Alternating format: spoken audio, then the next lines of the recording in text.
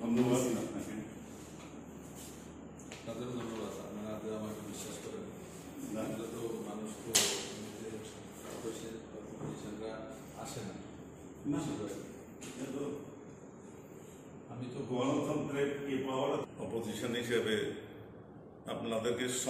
আপনাকে সম্মান দেওয়া, এটা হলো অপোজিশনের দায়িত্ব।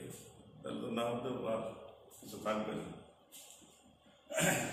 পার্লামেন্টারি সিস্টেমে থাকবে না। তারপর অনেক সময়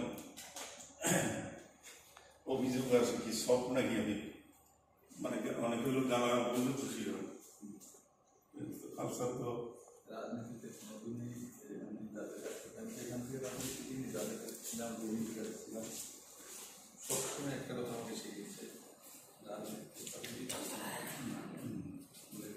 ওই দিন আমি বিবেকানন্দ করেছিল, আমি পড়েছি।